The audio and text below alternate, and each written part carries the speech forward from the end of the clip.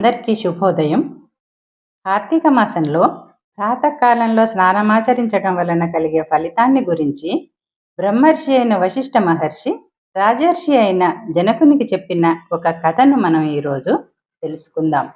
పూర్వం ఆంధ్రదేశంలో తత్వనిష్ఠుడు అనే ఒక బ్రాహ్మణుడు ఉండేవాడు. ఇతను సదాచార సంపన్నుడు, సకల శాస్త్రాలు చదివినవాడు, అసత్యం ఆడనివాడు.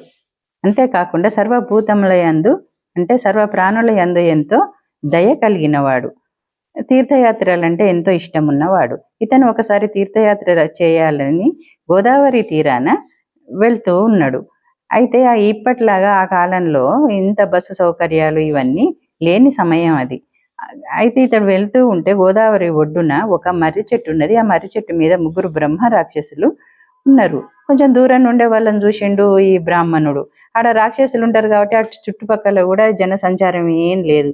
అయితే ఈ బ్రాహ్మణుడు చాలా భయపడిపోయి అసలు నారాయణ నారాయణ అని భగవంతుని గుర్తు చేసుకుంటూ ఉన్నాడు. అప్పుడే ఈ బ్రహ్మ రాక్షసులు కూడా ఈయనను చూసిండ్రు. అమ్మో, ఇక వాళ్ళు కూడా నన్ను చూసిండ్రు, ఇక నా పని అయిపోయినట్టే అని అనుకొని భయపడి, నారాయణ అవ్యయ, ఈ లోకాలకు యజమానివి నువ్వే, లోకాలున్న ప్రాణులన్నిందరిని కాపాడేటనివి నువ్వే, నా మీద దయచూపు, నన్ను కాపాడు అని హరినామ స్మరణ చేసుకుంటూ పరుగులంకించుకున్నాడు. ఇతన్ని వెంట ఆ బ్రహ్మ రాక్షసులు కూడా పరిగెత్తుతూ ఉన్నారు. అయితే అతను కొంచెం దగ్గరికి వచ్చేసరికి ఈ బ్రహ్మ రాక్షసులకు ఆ బ్రాహ్మణునిలోని ఉన్న తేజస్సు కనిపించింది. ఇంకా అంతేకాకుండా హరినామ స్మరణ చేస్తున్నాడు కదా ఆ బ్రాహ్మణుడు. ఆ హరినామ స్మరణ వీళ్ళ చెవుల పడేసరికి వీళ్ళకు జ్ఞానోదయమైంది.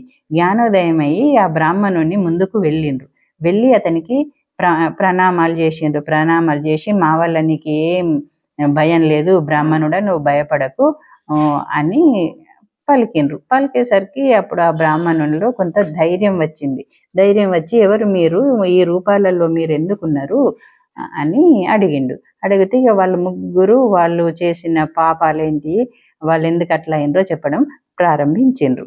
ఒకటవ బ్రహ్మ రాక్షసుడు ఇలా చెప్పసాగాడు. నేను ఒక ద్రవిడ దేశవాసిని. ద్రవిడ దేశమందలి మందరం అనే గ్రామానికి అధికారిని. బ్రాహ్మణ కులంలో పుట్టినప్పటికీ గుణానికి కుటిలుడిని. తీయటి మాటలతో అనేక మంది బ్రాహ్మణుల సొమ్మును అపహరించినాను. బంధువులకు గాని బ్రాహ్మణులకు గాని ఏనాడు పట్టెడన్నం పెట్టి ఎరుగను. బ్రాహ్మణుల సొమ్ము అపహరించినందుకు గాను నాతో సహా 7 తరాల వాళ్ళు అధోగతుల పాలైపోయినరు. మరణానంతరం యాతనలను అనుభవించి చివరికి ఇలా బ్రహ్మ రాక్షసుడినైనాను అని చెప్పిండు. చెప్పి తర్వాత, ఓ బ్రాహ్మణోత్తమ, నా మీద దయతలిచి నాకు ముక్తిని కలిగించే మార్గాన్ని చెప్పుము అని వేడుకున్నాడు. రెండవ రాక్షసుడు ఇలా విన్నవించుకోసాగాడు. ఓ బ్రాహ్మణుడా, నేను ఆంధ్రుడను. నా తల్లిదండ్రులను ఎప్పుడూ తిడుతూ కొడుతూ దూషిస్తూ ఉండేవాడిని. నేను నా భార్య పిల్లలు ఎప్పుడు పంచభక్ష పరమాన్నాలు తిన్నా నా తల్లిదండ్రులకు సద్దికూడు మాత్రమే పెట్టేవాడిని. బాంధవులకు బ్రాహ్మణులకు ఏనాడు దాన ధర్మాలు చేసి ఎరుగను, పట్టెడన్నం కూడా పెట్టి ఎరుగను. విపరీతంగా ధనార్జన చేసి అహంకారంతో బతికేవాడిని. చనిపోయిన తర్వాత నరకంలో ఘోరమైన బాధలను అనుభవించి చివరికి ఇలా బ్రహ్మరాక్షసుని వలె ఇక్కడ పరిణమించాను. నాకు కూడా ముక్తిని కలిగే మార్గం చూపుము దయచేసి అని ఆ బ్రాహ్మణుణ్ణి వేడుకొన్నాడు. బ్రాహ్మణుడా, నేను ఆంధ్రదేశపు బ్రాహ్మణుడి. విష్ణువాలయంలో పూజారిగా ఉండేవాడిని. కానీ విష్ణు సేవలను ఎన్నడూ సక్రమంగా చేయలేదు. దేవునికై భక్తులు సమర్పించిన కైంకర్యములన్నీ కూడా, వస్తువులన్నీ కూడా నేను పరస్త్రీలకు ఇచ్చి నా సుఖాలను అనుభవించేవాడిని.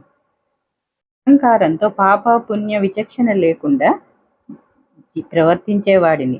నా దోషాలకు ప్రతిఫలంగా నరకాన్ని చవిచూసి అనంతరం ఈ భూమి పైన నానా విధ నీచ జన్మలను ఎత్తినాను. అంటే పంది, కుక్క, ఎలుక ఇట్లాంటి జన్మలన్నీ ఎత్తిండన్నమాట. తర్వాత ఈ బ్రహ్మరాక్షసునిగా పరిణమించాను. ఓ బ్రాహ్మణుడా, నాకు మళ్ళీ మళ్ళీ జన్మించే అవసరం లేకుండా జన్మరాహిత్యాన్ని పొంది మోక్షాన్ని పొందే మార్గాన్ని చూపించుము అని ప్రార్థించాడు బ్రాహ్మణుణ్ణి బ్రహ్మరాక్షసుడు. అప్పుడు ఆ బ్రాహ్మణుడు వారితో, ఇది కార్తీక మాసము, మీరందరూ నాతో రండి, నేను కావేరీ స్నానానికి వెళ్తున్నానని చెప్పి వాళ్ళని తీసుకొని కావేరీ నది దగ్గరికి వెళ్ళి ముందుగా అతను సంకల్పం చెప్పుకొని స్నానం చేసి తర్వాత వాళ్ళ చేత కూడా స్నానం చేయించి తర్వాత అతను సంకల్పం చెప్పుకొని స్నానం చేస్తే వచ్చిన ఫలితాన్ని వాళ్ళ ముగ్గురు బ్రహ్మరాక్షసులకు దారపోసిండు. దాంతో వాళ్ళు రాక్షస రూపం వదిలిపోయి వాళ్ళు దివ్య రూపాలను పొందిండ్రు. ఈ విధంగా కార్తీక మాసంలో కావేరీ నదిలో కానీ లేక గోదావరి ఇంకా ఏ నదిలోనైనా లేకపోతే ఇంట్లోనైనా ప్రాతకాలంలో స్నానం చేసిన వారికి 10,000 యజ్ఞాలు చేసిన ఫలితము కలుగుతుందట. అందుకే కార్తీక మాసంలో ప్రతి ఒక్కరూ కార్తీక దామోదర ప్రీతిగా ప్రాతకాల స్నానం ఆచరించాలి. మరి మనం కూడా ఈ విధి విధానాలను ఆచరిద్దామా? మరి ఏమంటారు?